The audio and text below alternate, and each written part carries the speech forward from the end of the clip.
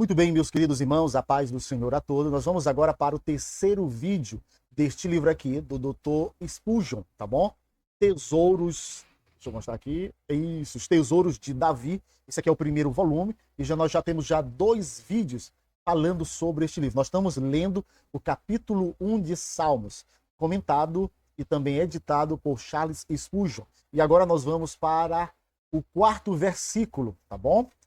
Nós já lemos três passagens, ou três versículos do primeiro capítulo, do número 1, o salmo de número 1, tá bom? E agora nós vamos para o versículo ou verso de número 4, que diz assim: não são assim os ímpios, mas são como a moinha que o vento dispersa. O versículo, e aí o 4, né, diz assim: chegamos agora à segunda divisão dos salmos, tá bom? Diz assim, neste versículo, o contraste do mau estado dos ímpios é empregado para realçar o colorido do quadro belo e agradável que o precede. A tradução mais enfática da Vulgata e da Septuaginta é, dois pontos e abre aspas, assim os ímpios não são, assim não.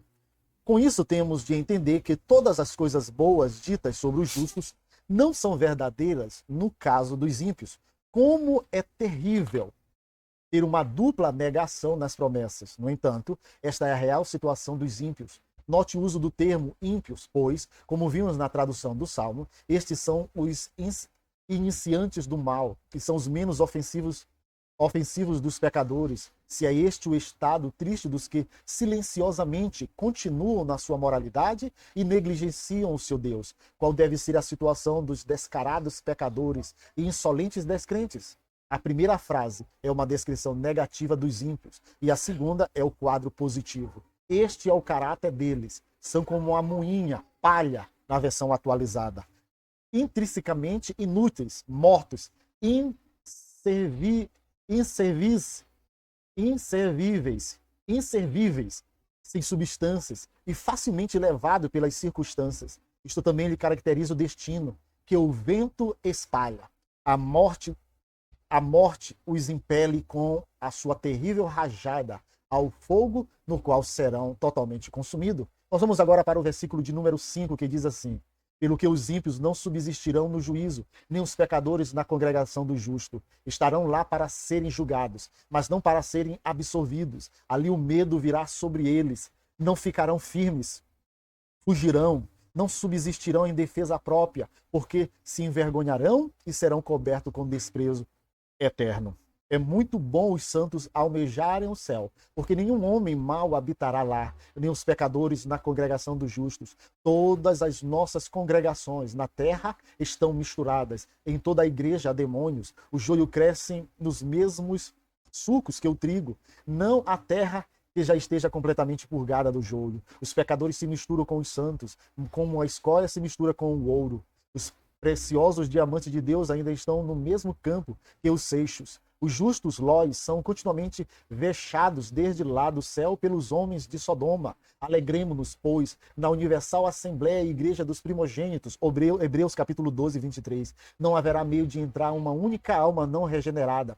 Os pecadores não podem viver no céu. Eles estariam fora do seu elemento. É mais fácil os peixes viverem em árvores do que os ímpios nos céus. O céu seria um inferno intolerável para os impenitentes, mesmo que tivesse a permissão de entrar. Mas tal privilégio jamais será concedido ao homem que persevera nas suas iniquidades. Que Deus nos conceda ter um nome e um lugar nos átrios celestiais. O versículo 6 diz assim: porque o Senhor conhece o caminho dos justos, mas o caminho dos ímpios perecerá. Ou, como vemos mais detalhadamente em hebraico, o Senhor está conhecendo o caminho dos justos.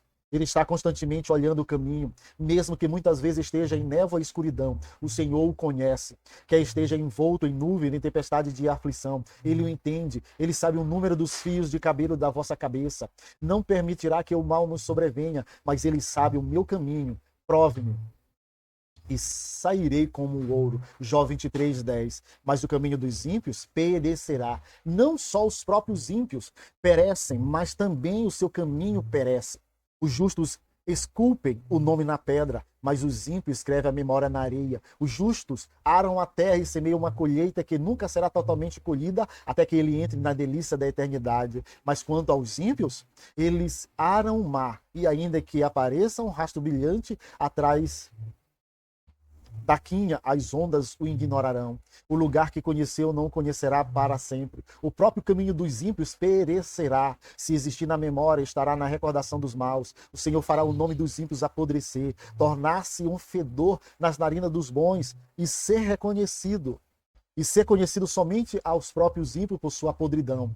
Que o Senhor limpe o nosso coração e o nosso caminho, para que escapemos do destino dos ímpios e gozemos a bem-aventurança do justo. E com isso, querido, nós concluímos o terceiro vídeo desta série, da exposição do primeiro capítulo, tá bom? Agora nós temos algumas notas explicativas e declarações importantes. Porém, isso é para o próximo vídeo. Que Deus em Cristo vos abençoe, em nome de Jesus, e adquira e leia este livro em nome de Jesus. Amém.